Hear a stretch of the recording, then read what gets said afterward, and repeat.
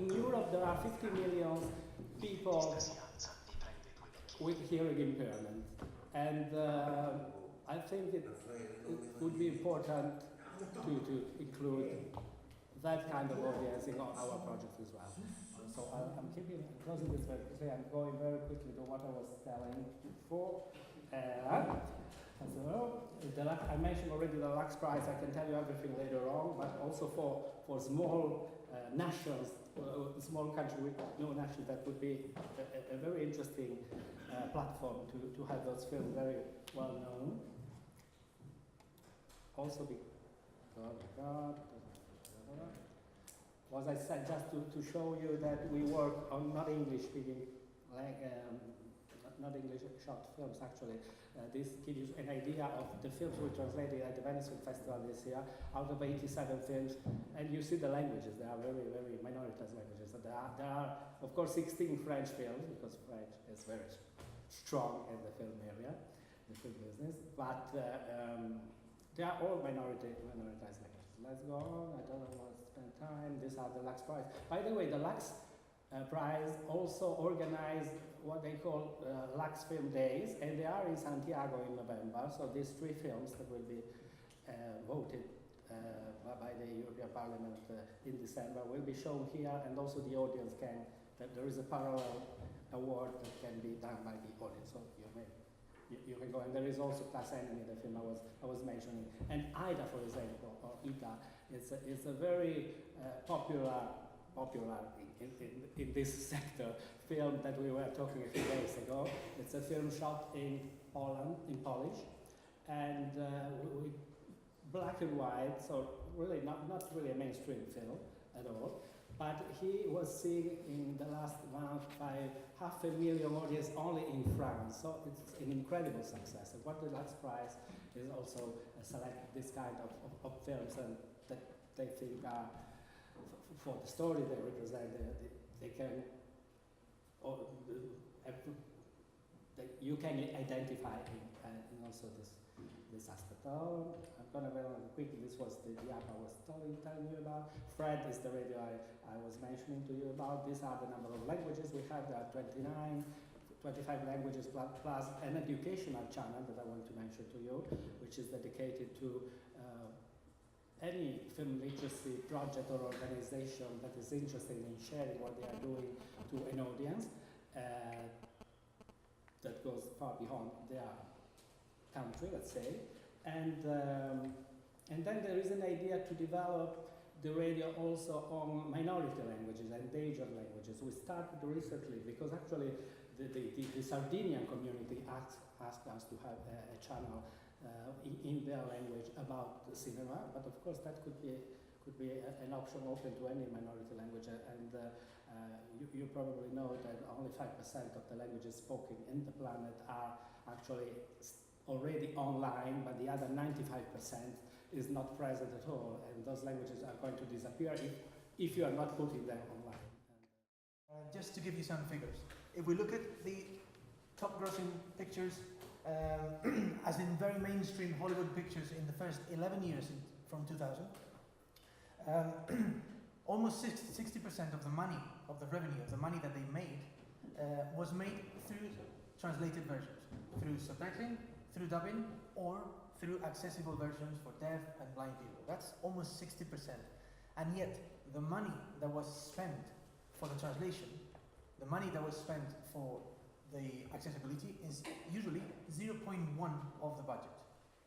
That's a huge disparity. So we have the money spent in making that film accessible to this 60% of the audience is costing what the same price as a single meal in London for a crew of 10, or the same money spent in 2 batteries for the camera.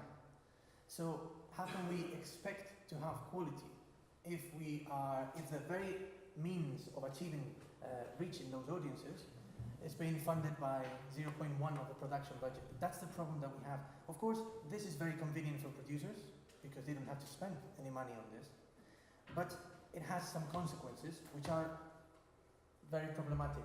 So, for example, O Apostol, a Galician film that was presented in the London Spanish Film Festival, when we went to see it, it was screened with English subtitles, which were full of errors and full of, they were losing most of the plays on words. So we talked to the director to approach and to see how they had made the subtitles, and they had just commissioned them to some friends, but they hadn't followed any guidelines. The film was a flop. It failed completely, and people were laughing at the wrong moments. It was completely misunderstood. Ken Loach, we've been working with him as well. It's a Free World, this film that he made about Polish workers in London. A part of the characters, a key part of the characters in this film has to do with the multilingual environment. They don't understand each other. So very often the English lady who's organizing this temporary work agency has to deal with Polish workers who don't speak English, and they need a translator in between. That's a key part of Ken Loach's characterization there. Now, when he presented the film in Spain, he didn't know, he should have known, but he didn't know that the film was dubbed into Spanish. Therefore, everyone spoke Spanish in the film. Now, when he found out about this, he was outraged. Then he asked us, so what happens when there is a scene in which there's a translator in between, if everyone's speaking Spanish? What's the translator doing? And the answer is that translator became a friend in the scene, and they were all talking about something completely different. Now, we're talking about filmmakers who write a script, and they may be drafting and redrafting the script for 7 years, sometimes. You look at every stage in your film, and then suddenly when it's ready to go to other countries, you forget about it. You don't know anything about it. That film is going to be translated by one translator in 3 days, with no connection to the filmmaker, no contact with the filmmaker, and getting £200, €200 maximum, sometimes 150 euro. That's the problem. So your film is speaking something which may not be what you wanted it to speak. That's a huge problem that we need to solve. We need to address the problem. So that's why we are working on this idea of accessible filmmaking, which is to integrate translation and accessibility to reach the 60% of the audience as part of the filmmaking process, as part of the production process.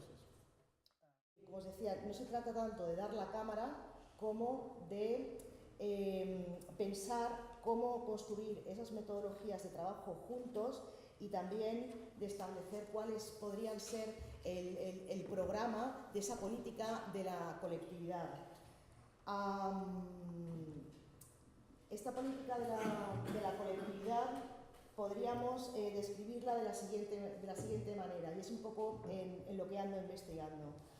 Se trata de un grupo o colectividad de personas que se organiza para producir su propia obra cinematográfica. Son colectividades socialmente compuestas por gente no vinculada a la producción profesional del cine o el audiovisual en general, que coproducen con estudiantes o profesionales del sector. Se trata de una colectividad de personas en situación de vida psíquica concreta y permanente, desde la cual surgirá el cine que se produzca su contenido y sus formas. Es decir, no vamos tampoco ni a darle solamente la cámara ni a decirle cómo se tiene que contar o darles las formas ya hechas, sino que de la propia relación surgirán las formas del contar. Además, esta política de la colectividad supone un sistema de relación social y creativa de este tipo de colectividades. Es horizontal e incluyente, y las decisiones sobre la producción y la gestión de la película es propiedad común, debatida y decidida en todos los que participan. Potencialmente existen colectividades de cine en cualquier parte del mundo, porque cualquier realidad humana contiene los elementos necesarios y los valores suficientes para ser cinematografiables.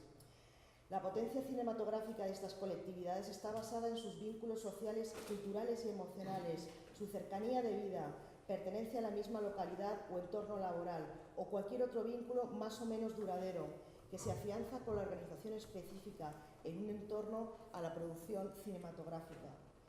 La subjetividad que producen las películas de una colectividad social de cine no surge entonces de la institución cinematográfica, sino del estamento social en trabajo conjunto con aquellos profesionales que quieran embarcarse en este nuevo modelo de producción. Un colectivo creador es una subjetividad diferente a la individual, funciona y opera bajo mecánicas diferentes a las de la suma de individualidades. Un colectivo creador opera bajo otro tipo de sensibilidades, otro tipo de percepción, de otro tipo de operativas, por tanto, producirá otro tipo de obras. Una colectividad social creativa no es una suma de profesionales individuales solamente, sino un conjunto de personas, cualquiera, entre quienes dichos profesionales son una parte más específica. El dinero que pueda gestionarse para la producción es entendido colectivamente como un elemento necesario para el funcionamiento, pero no es el motor central de la actividad, ni tampoco es el parámetro de calidad que va a medir el criterio de esa producción audiovisual.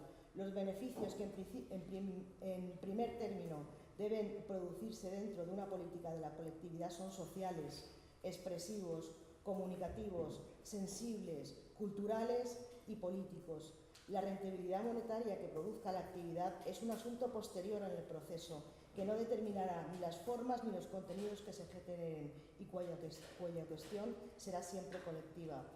Cuanta más colectividades se organicen para fabricar su cine, más representan el común de la sociedad de la que son parte.